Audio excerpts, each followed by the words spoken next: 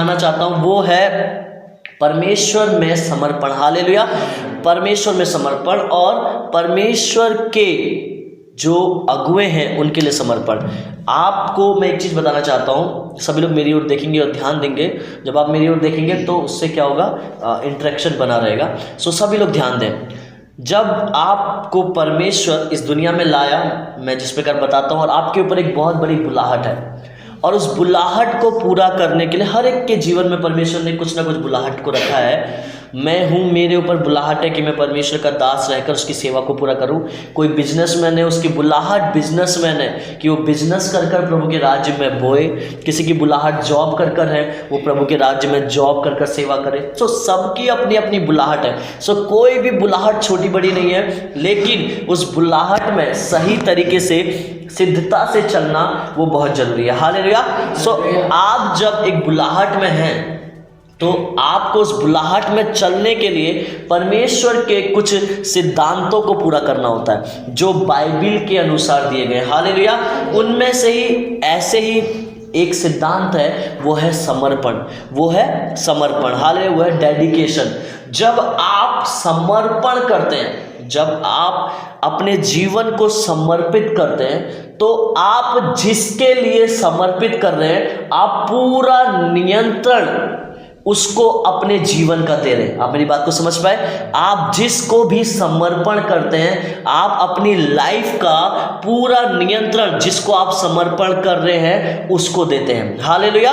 और जब आप ऐसा करते हैं तो आपकी लाइफ को फिर आप कंट्रोल नहीं करते हैं, फिर वो आपकी लाइफ को कंट्रोल करने लग जाता है, वो आपकी लाइफ को नियंत्रित करने लग जाता है। उसी प्रकार दो समर्पण है जिनको हमें जानना बहुत जरूरी है। पहला है परमेश्वर के लिए समर्पण, जो आज हम थोड़ा बहुत देखेंगे, बट जो दूसरा है वो मैं आपको बताना चाहता हूँ, वो है एक अगुए के लिए समर्पण। हालेलुया। एक प्रभु के दास के लिए समर्पण।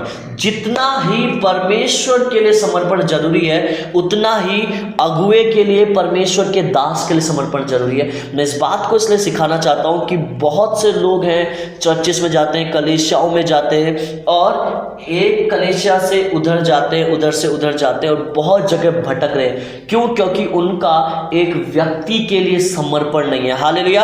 यदि उनका एक व्यक्ति के लिए समर्पण रहेगा तो उन्हें पता है कि उनके जीवन को वो व्यक्ति जिसके लिए समर्पण किया है वो परमेश्वर की आवाज को सुनकर क्या करेगा, चलाएगा।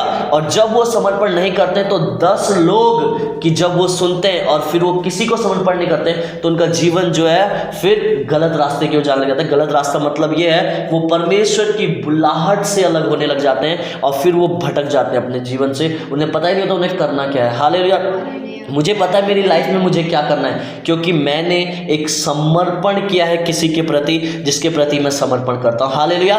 मैं जिनके प्रति समर्पण किया हूँ उनसे मैं डांट खाता हूँ, मैं जिनके प्रति समर्पण किया हूँ उनकी मैं सुनता हूँ। अगर उन्होंने अभी एक कॉल कर दिया तो दूसरी कॉल में कल के दिन में मैं आपको उनकी जगह पे मिलूंगा जहाँ पे उन्होंने मुझे बुलाया है, जहाँ पे उन्होंने मुझे बुला रहे हैं। मतलब वो समर्पण ऐसा है कि आपको फिर जो व्यक्ति जिसको आपने समर्पित किया है, फिर आप अपनी इच्छा के अनुसार नहीं चलते, फिर आप उस व्यक्ति के बातों के अनुसार, उसके वचनों के अनुसार चलते हैं। वैसे ही परमेश्वर के साथ भी है। आप जब परमेश्वर को समर्पण करते हैं, जब आप परमेश्वर को अपने जीवन को समर्पित करते हैं, अपनी इच्छाओं को, तो फिर आपकी इच्छाएं, आपका जीवन आपके अनुसार नहीं चलता है, वो फिर परमेश्वर के अनुसार चलता है। हालेलुया।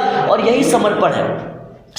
वैसे ही बाइबल में एक व्यक्ति था जो परमेश्वर को सबसे ज्यादा समर्पण करता था, इसलिए ही वो प्रभु के दास को भी सबसे ज्यादा समर्पण किया। हालेलुया। हम जानते हैं उस व्यक्ति के बारे में, उसका नाम था एलीशा। हालेलुया। और उसके बारे में आज हम सीखेंगे। और वैसे ही एक व्यक्ति और होता है जिसका नाम है गहाजी कर। ठीक है, गहजी इंग्लिश बाइबल में है, हिंदी बाइबल में हम देखेंगे उसका नाम क्या है।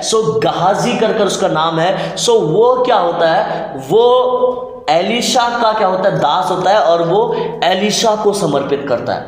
और अब हम देखेंगे इन दोनों के समर्पण में क्या अंतर है, इन दोनों का समर्पण कैसा था परमेश्वर के लिए और परमेश्वर के दासों के लिए। और ये दोनों जब वो समर्पण किए तो परमेश्वर उन्हें कहां तक लेकर गया और उनके जीवन में उस समर्पण का फल क्या आया। हालेलुया। मेरे साथ निकालेंगे दूसरा राजा अध्याय 5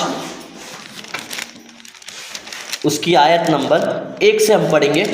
और जब हम पढ़ेंगे इसको तो आप सभी लोग ध्यान से इस कहानी को समझते हम जाएंगे। बहुत से लोग इस कहानी को जानते हैं बट ये कहानी को समझना बहुत ज़रूरी है। सो सभी लोग इसको निकालेंगे। दूसरा राजा अध्याय 5 उसकी आयत नंबर 1 से हम पढ़ेंगे और हम एक एक पैराग्राफ पढ़ते हुए चलेंगे। सो पहला पैराग्राफ जो है कोई भी एक जन पढ़िए।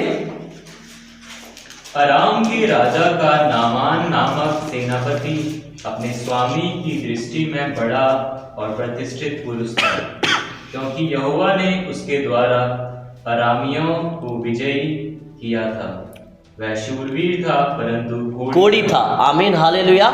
सो मैं एक कहानी को आपको समझाते हुए लेकर चल रहा हूँ। बहुत से लोग इसको नहीं जानते होंगे। सो एक व्यक्ति है जो आराम के राजा का नामान नामक सेनापति था। आराम एक राज्य है जिसका राजा का एक सेनापति, आप ये कह सकते हैं कि इस देश का प्रधानमंत्री आप कह सकते हैं। जैसे राष्ट्रपति है उसका सेनापति कौन है? प्रधानमंत्री है। सो एक व्यक्ति था, प्रधानमंत्री था वो अपने देश में, और वो बहुत प्रतिष्ठित पुरुष था।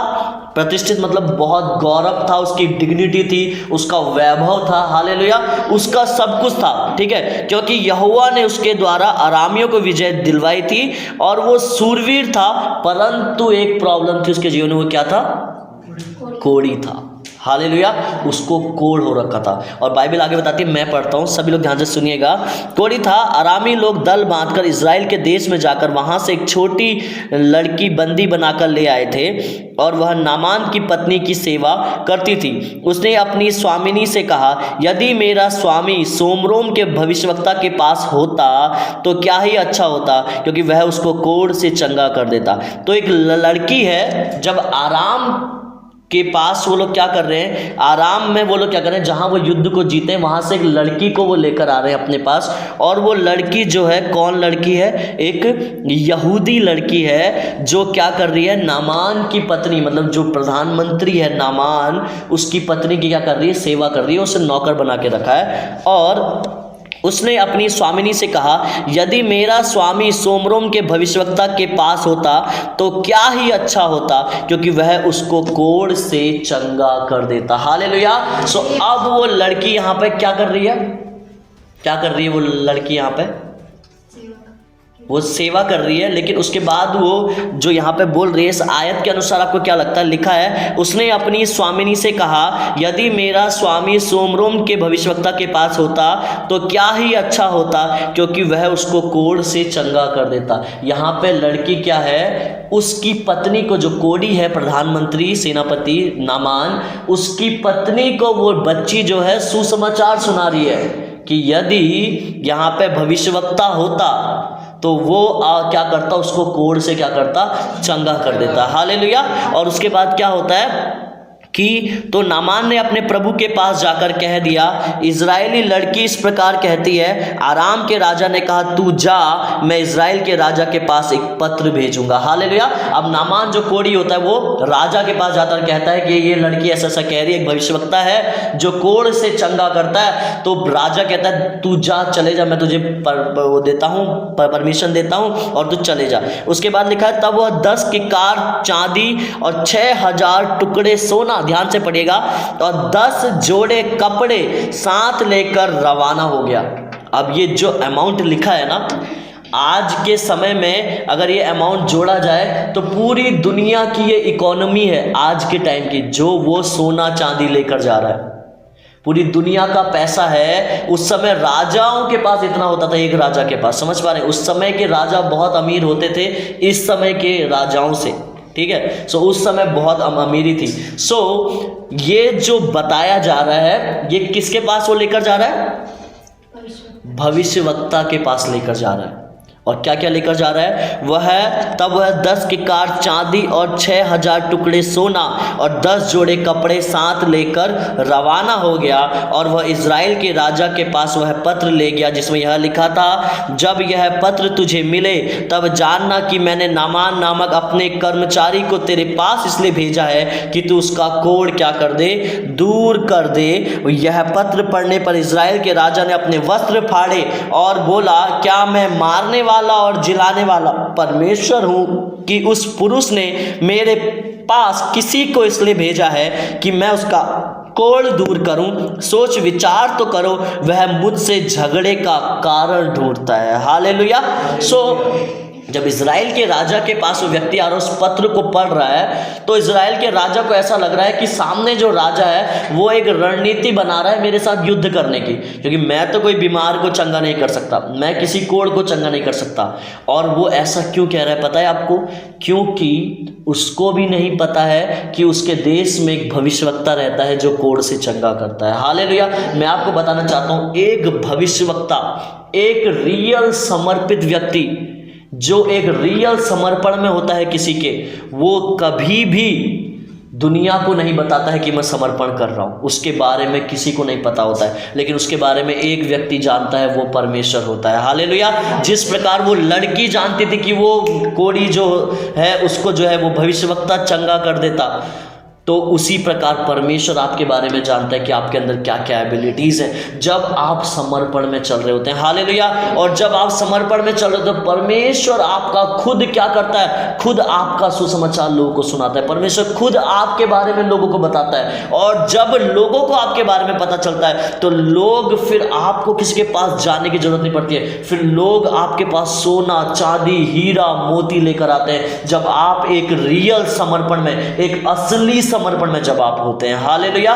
क्योंकि विदाउट डेडिकेशन, बिना समर्पण के कोई भी उठाया जाना नहीं है। मतलब बिना समर्पण के आप एक स्तर ऊपर नहीं जा सकते हैं। बिना समर्पण के आप परमेश्वर की बुलाहट को पूरा नहीं कर सकते। आप पूरा जिंदगी भर यदि हम जोर लगा लें कि हम अपनी इच्छा से करेंगे, जैसा मेरा मन चाहा मैं वैसा करूंगा, मुझे सुनाने वाला कोई ना हो, मुझे डांटने वाला कोई ना हो, यदि आप ऐसा सोचते हैं और आप ऐसे जीवन को जीते तो आपके जीवन में आप कभी नहीं बढ़ सकते हैं। मेरी बात को ध्यान से सुना, क्योंकि आपका जो लाइफ है वो किसी ना किसी के कंट्रोल में होना चाहिए, किसी ना किसी के नियंत्रण में होना चाहिए। जिस दिन आप अपने आप में आज़ादी ले आए, जिस दिन आपने समझ लिया मैं आज़ाद हूँ, अब मैं कुछ भी कर सकता हूँ, उस दिन आपका लाइफ सबसे ज़्यादा परेशानी में है। मैं आपको बताना चाहता हूँ, तो आपके जीवन में कोई ना कोई कंट्रोल करने वाला होना चाहिए। हालेलुया।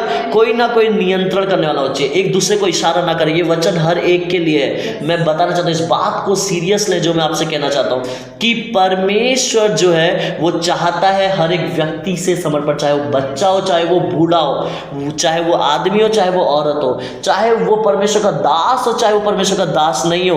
परमेश्वर हर एक से समर्पण चाहता है कि वो क्या करे?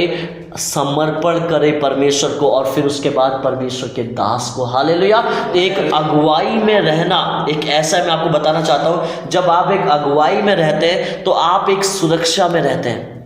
आपके ऊपर एक सुरक्षा होती है, और वो सुरक्षा ऐसी नहीं है कि आप मेरी अगुवाई में हैं तो मैं तलवार लेके आपके साथ हमेशा खड़ा रहूंगा। वो सुरक्षा एक अभिषेक की सुरक्षा होती है। जिसकी भी आप अगुवाई में होते हैं, जिसके भी आप अंडर में होते हैं, उसका अभिषेक जो है वो आपकी रक्षा करता है। हालेलुया।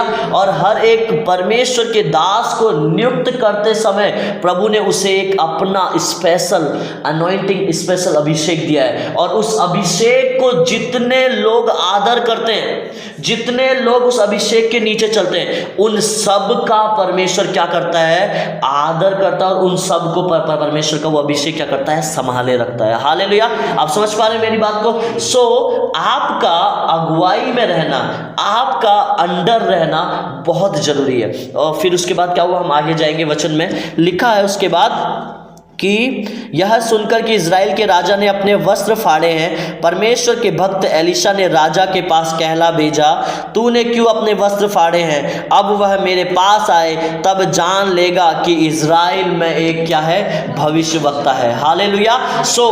देखिए, अब जो उसका समय है एलीशा का, अब जो एलीशा का टाइम है, अब जो एलीशा कह रहा है वो ऐसे बोल रहा है जैसे कि वो भविष्यवक्ता है। और वो अभी जो भविष्यवक्ता है वो पहले भविष्यवक्ता नहीं था। वो पहले, मैं आपको बताता हूँ, अभी मैं आपको वापस उस वचन में लेके जाऊंगा जहाँ पे एलीशा एक नौकर था। आपको पता है एलीशा, बाइबल में एलीशा का जिक्र पता है कैसे हुआ कि एलिया का हाथों को धुलाने वाला, एलिया के पैरों को धुलाने वाला कौन? नौकर। बाइबल उसका जो है परिचय ऐसे कराती है शुरुआत में कि एलिया के हाथों को, मतलब एलिया के जब हाथ गंदे होते थे, जो हाथों को जो धुलाने वाले होते हैं वो, एलिया के पैरों को धुलाने वाला, इतना छोटा वो नौकर था एलीशा। और वो एलीशा यहाँ पर क्या कह रहा है? यहाँ पर वो एलीशा अपने आप को भविष्यवक्ता कह रहा है। हालेलुया। वो भविष्यवक्ता ऐसे नहीं बन गया।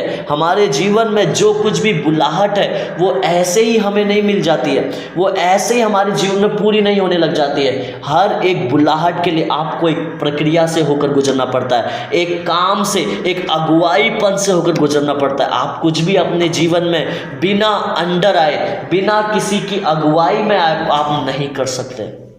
हालेलुया। आप नहीं कर सकते, क्योंकि यदि आप किसी की अगुवाई में नहीं हैं तो आप बहुत बड़े संकट में, क्योंकि आपको किसी का भी अभिषेक सुरक्षित नहीं रख रहा है, फिर आप बहुत बड़े शैतान के ट्रैप में हैं। हालेलुया। शैतान कभी भी आपका नाश कर सकता है। बट यदि आप अगुवाई में हैं तो आप जीवन में आपके उतार चढ़ाव आएंगे, आप गिरेंगे उठेंगे, गिरेंगे उठेंगे, लेकिन वो अभिषेक जिसके आप अंडर में वो आपको संभाले रखेगा, वही आपको आपके गिरने में आपको उठाएगा, वही आपको चलाएगा, वही आपको एक दिन ऐसा बना देगा कि आप फिर गिरेंगे ही नहीं, आप फिर उठते रहेंगे और चलते रहेंगे। और ये है उस अगुवाईपन की ताकत, उस समर्पण की ताकत, उस समर्पण की सामर्थ। हालेलुया। सो वो जो है एलीशा कहता है कि मैं क्या हूँ? भविष्यवक्ता हूँ। उसके बाद हम पढ़ते हैं, तब नामान घोड़ों और रथों समेत एलीशा के द्वार पर आकर खड़ा हुआ। तब एलीशा ने एक दूत से उसके पास से कहला भेजा, तू जाकर यरदन में 7 बार डुबकी मार, तब तेरा शरीर ज्यों का त्यों हो जाएगा और तू शुद्ध होगा। हालेलुया। परंतु नामान क्रोधित हो यह कहता हुआ चला गया, मैंने तो सोचा था कि अवश्य वह मेरे पास बाहर आएगा और खड़ा होकर अपने परमेश्वर यहोवा से प्रार्थना करके कोढ़ के स्थान पर अपना हाथ फेरकर कोढ़ को दूर करेगा।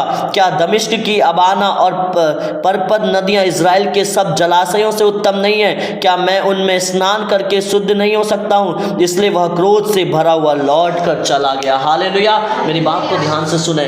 हमारा अगुआ जब हमें कुछ बोलता है और जब हमारे जीवन में उसके बाद कुछ सवाल निकलता है कि इसने ऐसा क्यों बोला, तो आप जीवन में बहुत बड़े संकट में आते हैं। जिस प्रकार नामान कोढ़ी, जब एलीशा उससे एक बार में कह रहा है तू जा और 7 बार डुबकी मार तो ठीक हो जाएगा, तो वो क्या बोल रहा है? उसका वैभव प्रधानमंत्री कह रहा हमारे देश में उससे भी कई अच्छी अच्छी नदियां हैं, तो मुझे यहाँ आने की जरूरत नहीं पड़ती। क्या ये एलीशा पागल है क्या? मेरे को जो डुबकी मारने को कह रहा है, इसको तो मेरे लिए हाथ रख के प्रार्थना करनी चाहिए और ये मेरे से डुबकी लगाने को कह रहा है।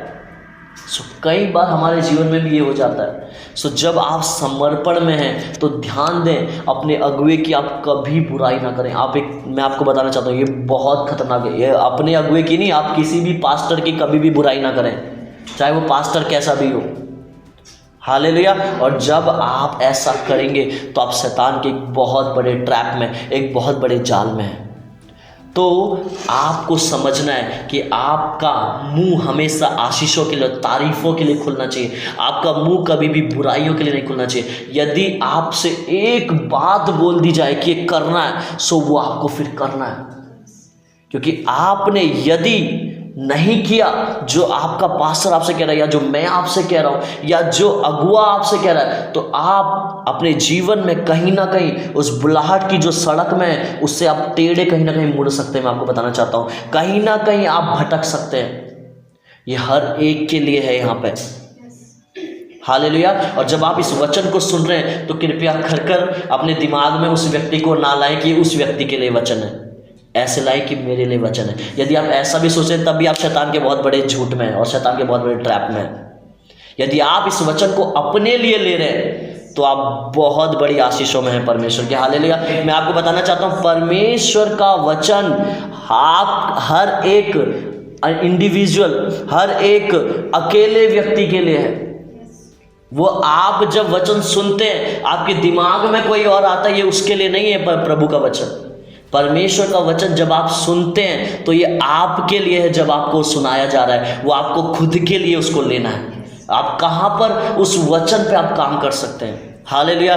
आपने मुझे नहीं देखा, मैं जब बीते समय में, ये कुछ समय पहले मैं वहाँ था जहाँ मैं अभी जिनकी अगुवाई में मैं हूँ, जब मैं गया था चेन्नई में, बराखा में। सो मैं जब वहाँ आप देखते मुझे तो आप कहते कि रितेश भैया सच में इतना काम भी करते हैं। और जब मैं उसके बाद जब वो 40 दिन ख़त्म हुए तो एक चर्च में चेन्नई में मुझे जब प्रचार करने का समय मिला तो मैं प्रचार में बोल गया कि मैं वहाँ पर सुप्रचार में ये बोला कि मैं अपने वहाँ कुछ काम नहीं करता हूँ, अपने वहाँ मैं राजा जैसा हूँ, लेकिन बराखा में आकर मुझे ये सीखने को मिलता है कि मैं बहुत मेहनत करता हूँ। मैं वहाँ चलूँगा फिरूँगा, रात के 1-1 बज जाएंगे हमें सोते हुए, सुबह 4:30 बजे मैं उठूँगा, उसके बाद मैं दिन भर वहाँ पे अनुवाद भी करूँगा, ट्रांसलेशन भी करूँगा, काम भी करूँगा, सारी चीज़ें भी कराऊँगा, स्टूडेंट्स को भी संभालूँगा। सो ये सारी चीज़ें मैं करता हूँ। मैं वहाँ इन बातों को बोल गया, लेकिन मैं अपने वहाँ नहीं कर पाता। तो वहाँ पे जो मेन लीडर थे वो बोले क्योंकि तुम अपने वहाँ राजा हो, तुम अपने वहाँ किंग हो, इसलिए नहीं कर पाते। जैसे मैं इधर किंग हूँ, जैसे वो बोले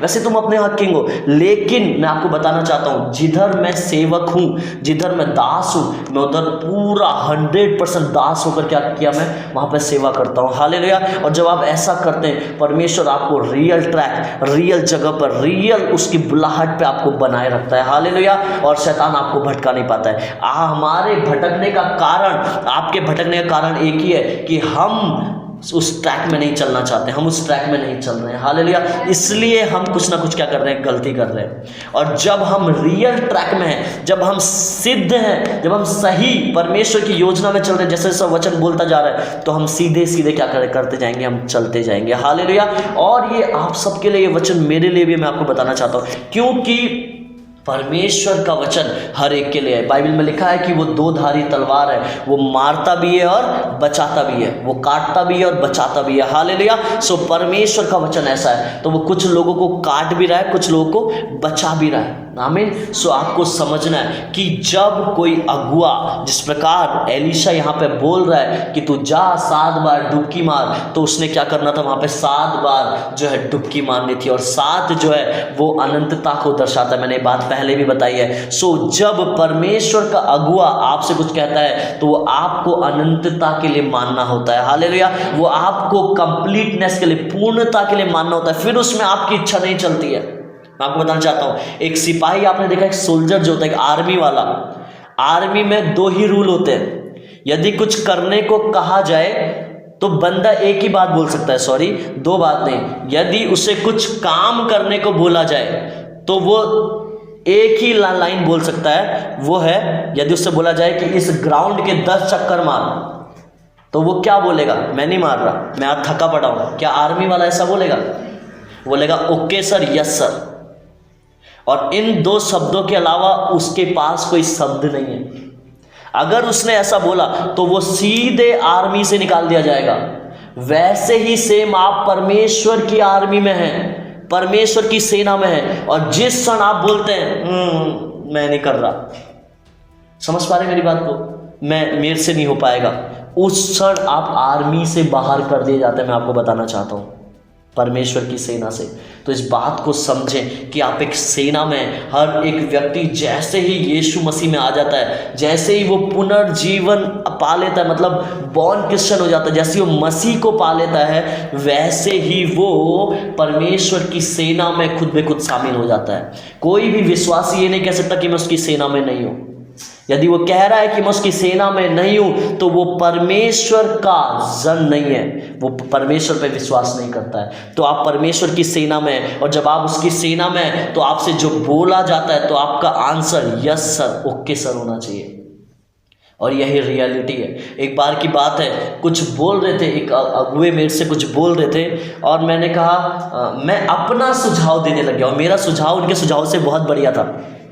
मेरा जो सुझाव था वो उनकी उस सुझाव से, उनकी उस बात से बहुत बढ़िया मेरा सुझाव था। और मैं जैसे देने लग गया, उन्होंने मेरी ओर गुस्से से देखा। उन्होंने कहा तू होता कौन है बताने वाला, समझ पा रहे हैं? और उस समय मुझे बड़ा यहाँ पे वो लग गया, लेकिन उसके 10 सेकंड बाद मेरे को वहाँ पर सीखने को मिला कि परमेश्वर मुझे वहाँ पर सिखाया कि मुझे जब कोई व्यक्ति कुछ कहता है तो मुझे सिर्फ सुनना है और करना है। हालेलुया। और ये जिसका जीवन है, मैं आपको बताना चाहता हूँ, ये जिसका लाइफ है, तो उसका लाइफ फिर अनुशासन में भी है, उसका लाइफ फिर डिसिप्लिन में भी है, जो सुनने वाला व्यक्ति है। तो हमेशा सुने जो आपसे बोला जाता है। सो क्या हुआ, वो नामान जो कोढ़ी है वो कुड़कुड़ाने लगा, बोलने लगा मेरे वहाँ ज़्यादा अच्छी नदियाँ हैं, मेरे ऊपर इसने लेहैंड करना चाहिए, मेरे ऊपर हाथ रखना चाहिए, पास्टर को मेरे घर आना चाहिए, मैं चर्च जाऊंगा संडे के दिन, इस हफ्ते पास्टर जी मेरे घर नहीं आए। बहुत से विश्वासी लोग ऐसे कहते हैं और तो हम इस संडे चर्च भी नहीं जाएंगे। समझ पा रहे मेरी बात को, जजमेंट करने लग जाते हैं। लेकिन आप नहीं जानते कि पास्टर किस सोच किस विचार से किन कामों को करता है। बहुत बार कितनी बार लोग मेरे से ये बोलने लग जाते हैं कि यार आपके प्लान बड़ी जल्दी चेंज हो जाते हैं। कहने का मतलब ये है कि मैंने कहा यार अभी ये करना है, थोड़ी देर बाद कहूँगा मैं ये नहीं करना है, तो उसके पीछे भी एक कारण है। कई बार व्यक्ति आपको चेक कर रहा होता है और कई बार वो पवित्र आत्मा की गाइडेंस से चल रहा होता है। और पवित्र आत्मा एक हवा है, यदि वो हवा अभी इधर चल रही है तो वो कुछ समय बाद इधर को भी मुड़ जाएगी। ऐसा ना सोचे कि इधर ही हो जाएगी। तो इस बात को ध्यान से समझें कि परमेश्वर चाहता है कि आप अगुवाई में रहें और आप वो व्यक्ति बने जो यस सर और ओके सर हमेशा कहें। हालेलुया। सो एक अगुवाईपन में रहना, एक समर्पण में रहना आपको ऐसा बनाता है कि आपके नीचे परमेश्वर फिर समर्पित लोगों को देने लग जाता है। हालेलुया। फिर वो आपको अगुवा बनाने लग जाता है। जब आप एक समर्पण में, एक अगुवाई में आते हैं ना, तो फिर आप जो है फिर अगुवे बनने लग जाते हैं। आप एक अगुवा, आपको परमेश्वर उठाने लग जाता है। हालेलुया। सो अगुवाईपन में आए। कोई भी अगुवा बिना समर्पण के अगुवा नहीं बना है। कोई भी व्यक्ति जो आज बड़े स्तर पे आपको दिख रहा है वो बिना छोटे स्तर से जाए हुए नहीं वो बना है। अगर काशीपुर का रास्ता सामने ये हाईवे, तो कोई भी ऐसा नहीं है जो बिना इस रास्ते के जाए हुए काशीपुर पहुंचाओ। अगर उसे सही तरीके से जाना, और रास्ता यही है, सिर्फ ये मान लीजिए, बिना इस रास्ते के आप काशीपुर नहीं जा सकते हैं। वैसे ही बिना समर्पण, बिना डेडिकेशन, बिना अगुवाईपन की प्रक्रिया के आप अगुवे नहीं बन सकते हैं। हालेलुया। सो उसके लिए आपको आज्ञाओं को मानना, अगुवाईपन में रहना, एक दास बनना बहुत जरूरी है। हालेलुया। इसलिए कहा जाता है परमेश्वर का दास ना। सो इस बात को समझें कि परमेश्वर चाहता है कि आप अगुवाईपन में जाएं, आप समर्पण में जाएं। जो आप सुन रहे हैं, मैं चाहता हूं आप इसे अपने जीवन में पालन करें, और जब आप ऐसा करेंगे आपको पता चलेगा।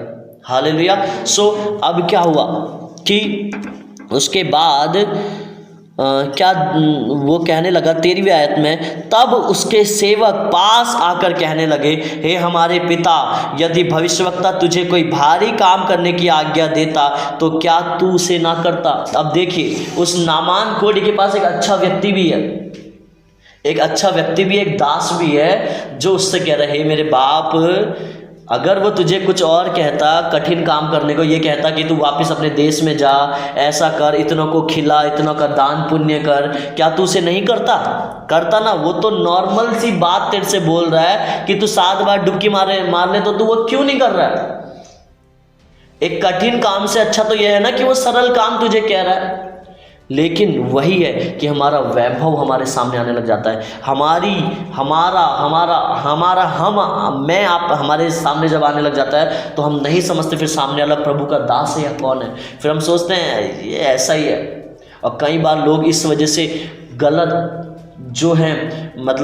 लोग जो हैं गलत चीज़ों में पड़ जाते हैं, सही कलीसियाओं को छोड़ देते हैं, गलत डायरेक्शन में वो लोग हैं जाने लग जाते हैं, गलत दिशा में वो जाने लग जाते हैं।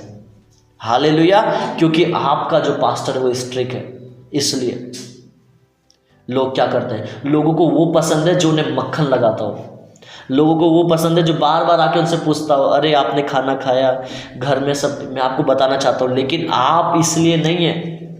एक विश्वासी, एक व्यक्ति जो है, जो चर्च में एक टीम में है, जो उसे पता होना चाहिए कि मैं एक समर्पण में हूँ। आपको बताने की ज़रूरत नहीं पड़नी चाहिए कि आपको समय पे आना है, आपको बताने की ज़रूरत नहीं पड़नी चाहिए कि आपको ये करना है। आपको खुद से पता होना चाहिए कि मुझे ये करना है।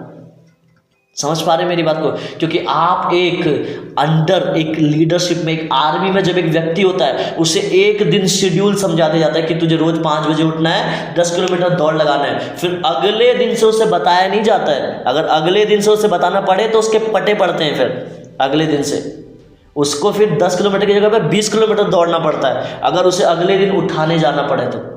फिर वो उसका खुद का रोज का बिहेव बन जाता है, रोज की उसकी आदत बन जाती है कि भैया मैं अब आर्मी में भर्ती हो गया हूँ, अब मैं घर के जैसा नहीं रह सकता, अब मैं पहले के जैसा नहीं हूँ, अब मुझे खुद से सुबह उठना है 4 बजे, खुद से मुझे दौड़ लगाने जाना है, मुझे अब कोई दौड़ लगाने, मुझे अब कोई नहीं आएगा जबरदस्ती करने के लिए।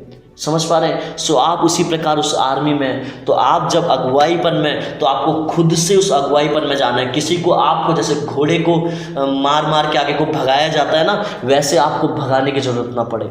हालेलुया। आप ऐसे, हमें ऐसा स्टबनेस नहीं होना चाहिए हमारे अंदर, मतलब ऐसा ढीठपना नहीं होना चाहिए कि कोई व्यक्ति आए वो हमसे बोले भैया प्रार्थना करो, बाइबल पढ़ो, तभी हम बाइबल पढ़ने वाले हों। आपको पता होना चाहिए कि आप चर्च में जाते हैं, आप चर्च में आराधना करते हैं, या आप चर्च में झाड़ू लगाते हैं, आप चर्च के विश्वासी हैं, आप चर्च की टीम में, तो आपको पता होना चाहिए कि ये मेरा रोज का काम है, ये मेरा बिना बताए करने का काम है। और यदि मैं ऐसा नहीं कर रहा हूं तो मैं अपने आप को भी धोखा दे रहा हूं और परमेश्वर को भी धोखा दे रहा हूं। मेरी बात समझ में आ रही है आपको? इसलिए इस बात को समझें कि परमेश्वर चाहता है, मैं कोई गहरी बात नहीं बोलता हूं, मैं जो बोल रहा हूं बहुत सिंपल चीज आपको सिखा रहा हूं, और अगर यही आपने पालन किया ना तो ऐसे ही लोग सक्सेसफुल भी बनते हैं। दुनिया में जितने भी सफल लोग हैं, या परमेश्वर के राज्य में जितने भी सफल लोग हैं, वो हमेशा अनुशासित लोग ही सफल लोग हैं, जो डिसिप्लिन लोग हैं, जिनको पता है कि उन्हें ये करना है। ऐसा नहीं है कि उनसे जबरदस्ती करवाया जा रहा है। एक व्यक्ति जो सफल है, कभी उसको फोर्स नहीं करना पड़ता कि वो करे। एक सफल जो व्यक्ति है, जो सफल बनना चाहता है, वो खुद को फोर्स करता है कि वो करे कामों को। हालेलुया। सो आपको एक बात समझना है, तो यदि नामान कोढ़ी समझ जाता तो उसका दास को उसे समझाने की जरूरत नहीं पड़ती, पिता समझ ले।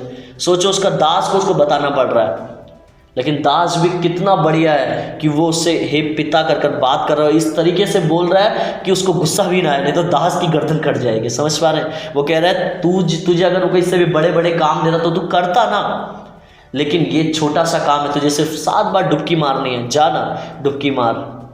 समझ पा रहे मेरी बात को? हालेलुया। फिर उसके बाद क्या हुआ? इसलिए वह क्रोध से भरा हुआ लौट कर चला गया। 13वीं आयत में हम थे। तब उसके सेवक पास आकर कहने लगे, हे हमारे पिता, यदि भविष्यवक्ता तुझे कोई भारी काम करने की आज्ञा देता तो क्या तू उसे ना करता? फिर जब वह कहता है कि स्नान करके शुद्ध हो जा, तो कितना अधिक इससे मानना चाहिए। हालेलुया। तो वो कह रहा है कि तुझे सिर्फ नहा के क्या होना है? शुद्ध होना है। कितना सरल है। एक व्यक्ति को कोढ़ है, वो अंदर दरवाजे में प्रवेश किया और मैं उससे कह रहा हूँ भाई नहा ले, तेरा कोढ़ ठीक हो जाएगा, लेकिन उसका विश्वास है कि जब तक मैं उसके सर पे हाथ नहीं रखूंगा वो तब तक ठीक नहीं होगा। अब प्रॉब्लम कहाँ है? मैंने उसको बता दिया दवाई ये है, लेकिन वो कह रहा है कि मुझे दवाई नहीं चाहिए, मुझे आपसे प्रार्थना करवानी है। सो वही कुछ नामान कोढ़ी के साथ हो रहा है। ऐसे ही कई बार जब परमेश्वर का जन दास आपको बताता है, जब मैं या कोई भी आपको बताता है कि आपको इसको ऐसे नहीं ऐसे करना है, आपको ये नहीं ये करना है, तो उसमें आपका फायदा होता है, आपको सीधे ट्रैक पे वो ले जा रहा होता है। हालेलुया। और जब आप कहते हैं नहीं मैं ऐसे नहीं सुनूंगा, मैं अपनी करूंगा, तो आप फिर गलत ट्रैक पर जा रहे हो। आप कैसे भी आप इसको अभी उसका हल नहीं देखेंगे। कोई भी चीज का जो फल है वो उस समय नहीं दिखता है, आप आने वाले 10 सालों में उसका फल देखेंगे। आपको याद आएगा, अरे यार उस दिन उन्होंने मुझसे ऐसा कहा था, यदि मैंने ऐसा कर लिया होता। उदाहरण के लिए भैया ने मुझसे कहा था कि BCA कर ले, उदाहरण मैं आपको दे रहा हूँ, और यदि मैंने BCA कर लिया होता तो आज मैं कंप्यूटर लाइन में अच्छा खासा कमा रहा होता, लेकिन मैंने अपनी चलाई, मैंने उसकी जगह पे कुछ और कर लिया, मैंने BSc कर लिया और आज कुछ कमा नहीं पा रहा हूँ। वो आदमी को आगे जाकर याद आता है। समझ पा रहे हैं आप मेरी बात को? सो जो आपसे जिस समय कहा जा रहा है, जब आप उसे पालन करने वाले हैं तो आपको परमेश्वर बढ़ाता है। हालेलुया। तो आप सही और सिद्ध योजना में चल पाते हैं। आमीन। सो क्या हुआ? उसने कहा कि नहा ले, और तब उसने 14वीं आयत, परमेश्वर के भक्त के वचन के अनुसार यर्दन को जाकर उसमें 7 बार डुबकी मारी और उसका शरीर छोटे लड़के का सा हो गया और वह शुद्ध हो गया। हालेलुया। जस्ट उसे इतना सा करना था। अब आपको पता है डीप, बाइबल के डीप प्रकाशन बताते हैं, गहरे प्रकाशन, वो व्यक्ति जब उस समुद्र में, उस नदी में जब डुबकी मारने जा रहा है ना, तो पहली डुबकी मार रहा है, ऊपर आ रहा है, तब भी उसका कोई ठीक नहीं हुआ, तब भी वो शक कर रहा है, कह रहा है कि ये व्यक्ति ने मुझसे क्या बोल दिया करने को। दूसरी डुबकी मार रहा है, तब भी ठीक नहीं हुआ है, लेकिन जैसी वो 7वीं डुबकी मार के ऊपर आ रहा है, उसका शरीर, बाइबल बताती है, बच्चे के समान। बच्चे के समान पता है क्यों लिखा है? जैसा बच्चा पैदा होता है, नया खाल उसकी, नई खाल उसके शरीर में आ गई, उसका सारा कोढ़ जो है वो पानी में धुल गया। हालेलुया, सारी चीजें उसके पानी में धुल गई। मैं आपको बताना चाहता हूं, ये पानी जो है वो परमेश्वर के अनॉइंटिंग को दर्शाता है, और जब आप, और परमेश्वर के दास के अभिषेक को दर्शाता है, और जब आप परमेश्वर के दास के अभिषेक के अंडर में रहते हुए सारी चीजें आज्ञाकारिता से करते हैं, तो आपके जीवन के जितने भी कोढ़ होते हैं वो उस पानी में धुल जाते हैं, और आपका शरीर नया बन जाता है। हालेलुया, और आपको परमेश्वर नया बना देता है। तो इस बात को समझना जरूरी है कि परमेश्वर आपको नया करने के लिए तैयार है, लेकिन उसके लिए आपको एक आज्ञा को मानना है, एक चीज जो आपसे बोली जा रही है आपको उसको मानना है। सबसे पहले आपको परमेश्वर को सुनना है, फिर उसके बाद आपको परमेश्वर के दास को सुनना है। यही 2 चीज है, यही 2 जगह है जहां आपको समर्पण करना है। हालेलुया, आपको नहीं पता, लोगों के वहां चर्चेस सुबह 4 बजे से लगते हैं, और लोग 2 बजे आकर सुबह से काम करते हैं, चर्च में झाड़ू पोछा लगाते हैं। जिनके वहाँ 4-4 सर्विसेज, आप बैंगलोर जैसी सिटी में जाके देखिए, मुंबई जैसी सिटी में जहाँ पे जगह कम है, लोगों को 4-4 सर्विसेज में चर्च लगाने पड़ते हैं। समझ पा रहे हैं? सो हम लोगों के पास समय है, चीज़ें, तो हमें और कितना अच्छा करना चाहिए, और कितना बेटर हमें करना चाहिए। हम एक्सक्यूजेस नहीं दे सकते कि आज मेरा ये काम है, आज मेरा वो काम है, मैं ये नहीं कर पाया, वो नहीं कर पाया, मैं इसलिए प्रार्थना नहीं कर पाया क्योंकि आज मेरा एग्जाम था, मुझे पढ़ाई करनी थी। सो ये एक्सक्यूजेस, ये बहाने हम नहीं दे सकते। हम ये नहीं कह सकते कि आज मैं बाइबल इसलिए नहीं पढ़ पाया क्योंकि आज मुझे काम में जाना था, मैं काम से ज़्यादा थक गया। ये सब बहाने हैं। यदि आप रियल सेना में हैं, यदि आप रियल अगुवाईपन में हैं, तो आप सुनेंगे जो आपसे कहा जाता है। एक बार मेरे से एक प्रभु के दास ने कहा कि यदि वो मेरे अगुए हैं, उन्होंने कहा यदि मैं तुझसे कहूँ ना कि इस कुएं में कूद मार ले, तो तुझे फिर सवाल नहीं करना है इस कुएं में कूद मारने के लिए कि यार मैं तो मर जाऊंगा, यार तुमने मुझसे कह दिया। समझ पा रहे आप मेरी बात को? तो आपकी आज्ञाकारिता इस स्तर की होनी चाहिए, और जब आपकी आज्ञाकारिता इस स्तर की होगी ना, मैं आपको बताना चाहता हूँ, परमेश्वर की बुलाहट से आप कभी भी नहीं हिल सकते। हालेलुया। फिर आपको सामने वाला व्यक्ति गलत नहीं लगता है, फिर आपको पता चलता है कि परमेश्वर है जो उसके द्वारा इन चीज़ों को कर रहा है। हालेलुया, परमेश्वर है जो उसके द्वारा इन चीज़ों को आपके जीवन में लेकर आ रहा है। तो इस बातों को समझें कि परमेश्वर चाहता है आप उसकी सिद्ध योजना में खड़े हो। आपसे जैसा बोला जा रहा है, जैसा आपके साथ किया जा रहा है, आप उसमें परमेश्वर उन बातों को माने, उन चीज़ों के पीछे चले।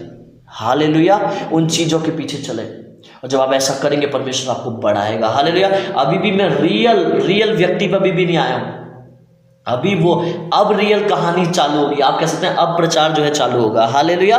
सो अब क्या हुआ 15वीं आयत में, तब वह अपने सब दल समेत परमेश्वर के भक्त से यहाँ लौट आया और उसके सम्मुख खड़ा होकर कहने लगा, सुन, अब मैंने जान लिया कि समस्त पृथ्वी में इज़राइल को छोड़ और कहीं परमेश्वर नहीं है। हालेलुया। इसलिए अब अपने दास की भेंट ग्रहण कर। एलीशा ने कहा, यहोवा जिसके सम्मुख में उपस्थित रहता हूँ उसके जीवन की शपथ मैं कुछ भेंट ना लूंगा। और जब उसने उसको बहुत विवश किया कि भेंट ग्रहण करे, तब भी वह इनकार ही करता रहा। हालेलुया।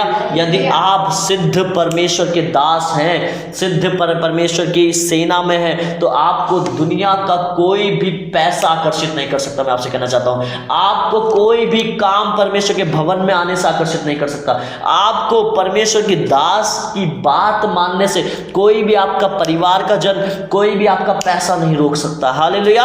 क्योंकि आप सिद्ध इच्छा में है परमेश्वर के। एलीशा को देखा आपने, मैंने आपको बताया कि वो इतना सोना लेकर आया था कि आज दुनिया में अमीर लोगों के पास इतना पैसा होगा जितना वो सोना चांदी को लेकर आया था। हालेलुया। बहुत सोना वो लेकर आया था उस समय की करेंसी के साथ। लेकिन एलीशा भविष्यवक्ता ने, जब वो व्यक्ति चंगा हो गया, नामान कोड़ी, जब उसे वापस वो तोहफे देना चाहता था, तब भी उसने क्या किया, जबरदस्ती करने के बाद भी एलीशा ने क्या किया, मना किया। हालेलुया। तो ये हमारा चरित्र है। यहाँ पे असली चरित्र आपका पैसों पर दिखता है। मैं आपको बताना चाहता हूँ असली चरित्र आप पैसों में कैसे है, वहाँ पे दिखता है। आप जब परमेश्वर की सेवा में, यदि मैं आपसे 100 रुपये का कुछ सामान मंगा रहा हूँ, आपको पता है कि वो सामान जो है पहले 100 रुपये का था, मैं जानता हूँ, और मैं आपको 100 रुपये दे रहा हूँ, और किसी कारणवश उस सामान का प्राइस 90 रुपये हो गया। मैं आपको एक उदाहरण दे रहा हूँ। आपको पता है कि 90 रुपये उसका प्राइस हो गया, लेकिन आप जानते हैं भैया को तो नहीं पता 90 रुपये उसका प्राइस हो गया, पास्टर जी को तो नहीं पता, लेकिन आप 90 रुपये का ला रहे हैं और 10 रुपये आप वहाँ पे खा कर आ रहे हैं। एग्जाम्पल है, आप 10 रुपये वहीं पे खा के आ जा रहे हैं और आप वहाँ पे आके सामान ला के दे दे रहे हैं, आप हिसाब नहीं दे रहे। मैं आपको बताना चाहता हूँ ये एक लालच है, ये एक पैसों का लालच है। आपको छोटी छोटी, इसलिए प्रभु यीशु मसीह ने कहा जो छोटी बातों में विश्वास योग्य होगा उन्हें मैं बड़ी बातों का अधिकारी ठहराऊंगा। यदि आप 100 रुपये में विश्वास योग्य हैं तभी परमेश्वर आपको 100 करोड़ देगा। सीधे वो ऐसे चेक नहीं करेगा कि ले बेटे 100 करोड़ और फिर मैं तेरे को चेक करता हूँ। समझ रहे हैं आप मेरी बात को? ऐसा नहीं होता है। सो आपकी विश्वास योग्यता सबसे ज़्यादा पैसों में दिखती है। आपकी विश्वास योग्यता दिखती है कि आप कैसे परमेश्वर के राज्य में बोते हैं, कैसे आप जो है दशवांश में आप कितने आज्ञाकारी हैं, कितना आप उसको बोते हैं। हालेलुया, कितना आप दशवांश को देते हैं, ये आपकी विश्वास योग्यता को दर्शाता है। आमीन। सो ये एलीशा था, हालेलुया, वो जानता था कि उसको प्रोवाइड कराने वाला परमेश्वर है और उसके लिए दुनिया का कोई भी सोना चांदी उसके लिए लोभ नहीं था, उसके लिए वो अट्रैक्शन नहीं था, आकर्षण नहीं था, कुछ भी नहीं था उसके लिए आकर्षण। इसलिए तो उसने कह दिया चले जा। अभी के समय का व्यक्ति होता तो हाँ सही है, प्राइवेट जेट कोई देता उसे, हाँ मेरे वहाँ पार्क कर दो मेरे खेत में। समझ पा रहे हैं आप मेरी बात को इस समय का? बट यहाँ पे आपकी ईमानदारी दिखती है। हालेलुया, यहाँ पे आपकी चीज़ें दिखती हैं। सो उसके बाद क्या हुआ? तब नामान ने कहा अच्छा तो तेरे दास को 2 खच्चर मिट्टी मिले, क्योंकि आगे को तेरा दास यहोवा को छोड़ और किसी ईश्वर को होम बलि या मेल बलि ना चढ़ाएगा। हालेलुया। जैसी नामान चंगा होता है वैसी वो क्या करता है? परमेश्वर को ग्रहण कर लेता है और एक निर्णय लेता है कि आज से मैं सिर्फ यहोवा परमेश्वर के पीछे चलूंगा। हालेलुया। क्योंकि देखिए इससे पहले वो नहीं बोला, लेकिन जैसे ही उसने एलीशा का करैक्टर देखा पैसों में, वैसे ही उसने क्या बोला कि मैं आज से यहोवा प्रभु के पीछे चलूंगा। हालेलुया। पहले उसने तारीफ की इससे पहले की आयतों में कि इसके जैसा इजराइल के प्रभु के जैसा कोई परमेश्वर नहीं है, लेकिन उसके बाद वो क्या बोल रहा है कि मैं आज से उसी परमेश्वर यहोवा के पीछे चलूंगा। हालेलुया। सो उसके बाद क्या हुआ कि अच्छा तो तेरे दास को 2 खच्चर मिट्टी मिले, क्योंकि आगे को तेरा दास यहोवा को छोड़ और किसी ईश्वर को होम बलि या मेल बलि ना चढ़ाएगा। एक बात यहोवा तेरे दास की क्षमा करे कि जब मेरा स्वामी रिम्मोन के भवन में दंडवत करने को जाए तो और वह मेरे हाथ का सहारा ले और यूं मुझे भी रिम्मोन के भवन में दंडवत करने पड़े, तब यहोवा तेरे दास का यह काम क्षमा करे कि मैं रिम्मोन के भवन में दंडवत करूं। उसने उससे कहा कुशल से विदा हो, क्योंकि उसके यहाँ से थोड़ी दूर और वह उसके यहाँ से थोड़ी दूर चला गया था। हालेलुया। अभी वो व्यक्ति क्या है? एलीशा को छोड़कर चला गया है। और आगे 20वीं आयत की परमेश्वर के भक्त एलीशा का सेवक गेहजी सोचने लगा मेरे स्वामी ने तो उस आरामी नामान को ऐसे ही छोड़ दिया है कि जो वह ले आया था उसको उसने ना लिया, परंतु यहोवा के जीवन की शपथ मैं उसके पीछे दौड़कर उससे कुछ क्यों ना ले लूंगा। देखिए एक एलीशा का दास था जिसका नाम था गेहजी। उसने सारी स्टोरी देखी, सारी कहानी देखी, और वो कहानी देखने के बाद क्या कह रहा है कि एलीशा ने तो नहीं लिया, क्यों ना मैं उस पैसे को ले लूं जो उसने छोड़ा है। एलीशा ने छोड़ा है और उसने अपना दिमाग दौड़ाया, लालची दिमाग। हालेलुया। उसने अपना लालची दिमाग दौड़ाया कि एलीशा ने तो नहीं लिया, क्यों ना मैं ले लूं। मैं आपको बताना चाहता हूं जिस जैसा आपका अगुआ होता है, यदि आप उसको देखकर वैसा नहीं कर रहे हैं तो आप गलत ट्रैक में, गलत चीज़ों को, चुनाव को अपने जीवन में कर सकते हैं। बात मेरी समझ में आई? अगर वो एलीशा के चरित्र को अपनाता वहाँ पे, हाँ एलीशा ने नहीं लिया तो मैं भी नहीं ले सकता। जब मेरा गुरु मेरे से मना कर रहा है इस चीज़ को नहीं लेना है, इस पैसे को नहीं लेना, तो मैं कैसे ले सकता हूँ? या मेरा गुरु कह रहा है कि इस काम को करना है या नहीं करना है, तो मैं उसको मना कैसे कर सकता हूँ? समझ पा रहे हैं मेरी बात को? सो क्या हुआ कि उसके मन में लालच जागा गेहजी के अंदर, और उसके बाद क्या हुआ वह ले आया, उसको उसने ना लिया, परंतु यहोवा के जीवन की शपथ, मैं उसके पीछे दौड़कर उससे कुछ ना कुछ ले लूँगा। अब वो परमेश्वर की कसम भी खा रहा है कि मैं कुछ ना कुछ नामान कोढ़ी के पीछे जाकर क्या करूँगा, उससे कुछ ना कुछ जो भेंट लाया था मैं ले लूँगा। तब गेहजी नामान के पीछे दौड़ा। नामान किसी को अपने पीछे दौड़ता हुआ देखकर उससे मिलने को रथ से उतर पड़ा और पूछा, सब कुशल क्षेम तो हैं? अब नामान रुक गया है, ठीक है, और उससे बात कर रहा है। उसने कहा, हाँ सब कुशल हैं, परंतु मेरे स्वामी ने मुझे यह कहने को भेजा है कि एप्रैम के पहाड़ी देश से भविष्यवक्ताओं के चेलों में से जो 2 जवान मेरे यहाँ अभी आए हैं, इसलिए उनके लिए 1 किक्कार चांदी और 2 जोड़े वस्त्र ले आ।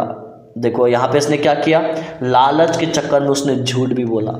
एलीशा ने उससे ऐसा नहीं कहा था कि तू सोना ले आ या चांदी ले आ या कपड़े ले आ, लेकिन उसने झूठ बोलकर उस पैसे को लेने के चक्कर में क्या बोला नामान से कि मेरा गुरु कह रहा है कि तू ऐसा कर, उससे ये ले आ। अब सोचिए, जब नीचे के लोग गड़बड़ी करते हैं और ऊपर वाले आदमी के नाम पे कुछ लेते हैं, तो ऊपर वाले इंसान जो सही होता है उसका नाम खराब होता है। आप समझ पा रहे हैं? अब वो गेहजी ले रहा है, लेकिन नाम किसका खराब हो रहा है? एलीशा का। नामान कोढ़ी तो यही सोचा होगा, अभी तो ये व्यक्ति मना कर रहा था, बड़ा ईमानदार बन रहा था, और अभी अपने चेले को भेज कर कह रहा है कि चांदी और वो दे दो। सोच रहा होगा ना कहीं ये कैसा मतलब व्यक्ति है, या तो ये मतलब जो खुले में रिश्वत नहीं ले रहा, वो टेबल के नीचे से ले रहा है, ये आप समझ सकते हैं। ऐसा उस व्यक्ति ने सोचा होगा। हालेलुया, ऐसा उस व्यक्ति ने सोचा होगा।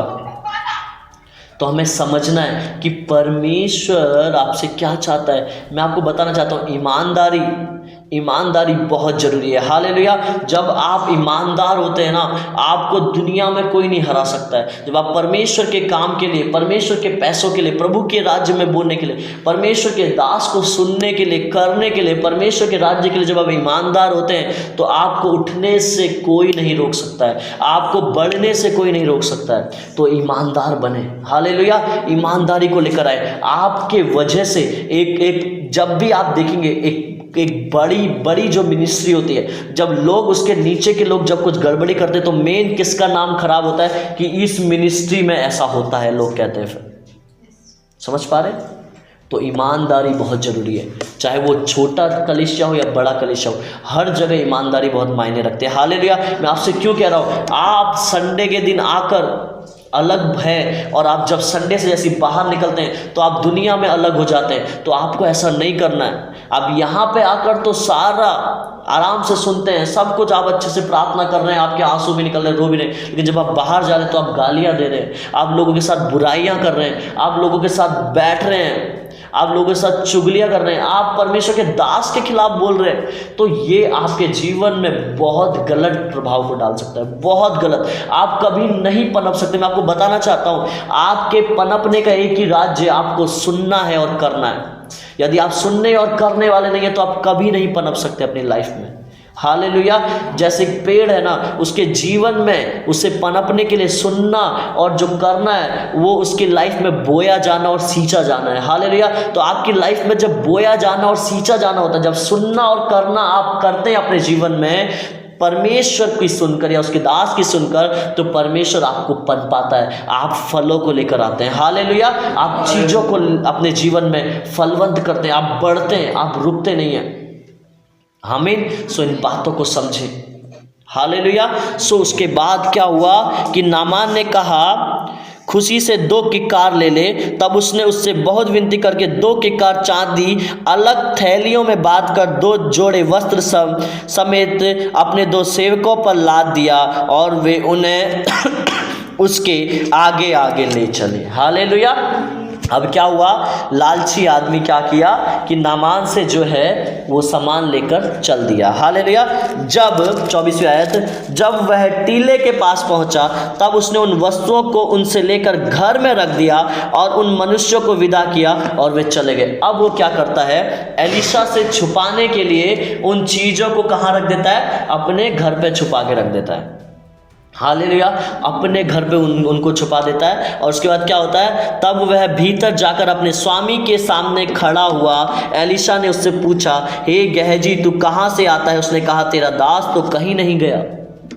देखिए, पहले थोड़ा सा पहले से पढ़ूंगा। वहाँ पे लिखा है, वह टीले के पास पहुंचा, तब उसने उन वस्तुओं को उनसे लेकर घर में रख दिया। हालेलुया। जब आप कुछ परमेश्वर का, जब आप किसी बात की अनाज्ञाकारिता करते हैं तो आपको समझना है, आपको उस समय में, या परमेश्वर के दास के सामने कुछ छुपाते हैं तो आपको समझना है कि आपको उस समय में उन चीज़ों को और छुपाए नहीं रखना है ना। जिस प्रकार वो घर में पहले तो चोरी कर रहा है, उसके बाद घर में छुपा रहा है, ऊपर से डबल चोरी वो कर रहा है, तो आपको ऐसा नहीं करना। यदि आपके जीवन में कुछ परेशानी है, कुछ चीज़ें हैं, कहीं आप फंसे, तो जब आप उसको खोलते हैं तो परमेश्वर आपको आज़ाद करता है। हालेलुया। परमेश्वर आपको मुक्त करता है। लेकिन जब आप छुपाते हैं तो वो एक बहुत बड़ा और डबल कर्ज को वो जीवन में लेकर आता है। हालेलुया। मैं आपको बताना चाहता हूँ, श्राप जो है ना, कर्ज जो है, श्राप, वो एक ही कारण से आते हैं, वो है अनाज्ञाकारिता, मतलब आज्ञा ना मानना। और श्राप आने का कोई कारण नहीं है जीवन में। आदम और हवा अच्छे खासे बगीचे में हैं, अच्छा खासा बगीचे में चल रहे हैं, सब कर रहे हैं। जैसे ही आदम दूर हो रहा है हवा से, और हवा जो है उस समय परमेश्वर की आज्ञा को भूल जा रही है और अनाज्ञाकारिता कर रही है, और फल को खा रही है और पाप को कर रही है। फल खाना, एक्चुअली वहाँ पे पाप फल खाना नहीं है। फल क्या, कोई फल खाना कोई वो थोड़ी ना है। वहाँ पे जो रियल पाप है वो परमेश्वर की आज्ञा को ना मानना है, जो उन्होंने नहीं माना वहाँ पे, और वो अनाज्ञाकारिता उनके लिए क्या बन गया। और उसके बाद ही आप अगली आयत में देखेंगे परमेश्वर उन्हें क्या दे रहा है, श्राप दे रहा है, और पूरी मनुष्य जाति पे फिर श्राप आ रहा है। तो अनाज्ञाकारिता के कारण ही श्राप आता है। हालेलुया। इसलिए आज्ञाकारी बने। जिस प्रकार अनाज्ञाकारिता के कारण श्राप आता है, उसी प्रकार आज्ञाकारिता के कारण क्या होता है, आशीष आती है। हालेलुया। सो आपकी आज्ञाकारिता आपकी अगुवाई करती है आपकी आशीषों की ओर, लेकिन आपकी अनाज्ञाकारिता, आपकी जो बातों को ना मानना, वो आपकी अगुवाई करती है आपके श्रापों की ओर, जो शैतान आपके जीवन में डालना चाहता है। हालेलुया। शैतान उनके जीवन में आदम हवा को कब्जा नहीं कर सकता था, लेकिन एक अनाज्ञाकारिता, एक बाड़े को तोड़ना उनके जीवन में शैतान को प्रवेश करा देता है। हालेलुया। सो हमेशा ध्यान दें, बाड़े को नहीं तोड़ना है आपको बाड़े के अंदर रहना है। जब तक आप उस बाड़े के अंदर रहेंगे, जब तक आप उस चार दीवारी के अंदर रहेंगे, मतलब जब तक आप अगुवाईपन से, अभिषेक से घिरे रहेंगे, आप बातों को सुनते रहेंगे, मानते रहेंगे, करते रहेंगे, तब तक आप सेफ रहेंगे। जैसे ही आपने बाड़े को तोड़ा, वैसे सांप आएगा और डस लेगा। यही बाइबल में भी लिखा है। हालेलुया। यही बाइबल में भी लिखा है।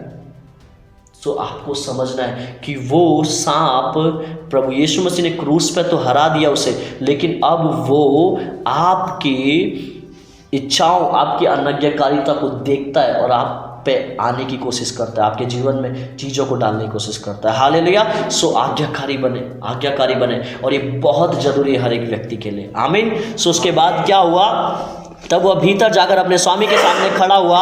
एलीशा ने उससे पूछा, हे गेहजी, तू कहाँ से आता है? उसने कहा, तेरा दास तो कहीं नहीं गया। फिर से झूठ बोल रहा है। एलीशा क्या है, प्रॉफिट है, वो जानता है कि वो गया है और उसने ये सारे कर्मकांड किए हैं, ये पैसा वो लेकर आया है, लेकिन वो सोच रहा है कि एलीशा को कुछ पता ही नहीं है। कई बार हम भी नज़रअंदाज करते हैं कि सामने वाले को तो कुछ पता ही नहीं क्या कर रहा हूँ मैं, क्या नहीं कर रहा हूँ, लेकिन मैं आपको बताना चाहता हूँ सब कुछ परमेश्वर बता देता है। कई बार मैं बहुत सारी चीज़ों को शेयर नहीं करता हूँ, कई बार परमेश्वर बहुत से लोगों के बारे में मुझे सपने में दिखा देता है, हमारे लोगों में से।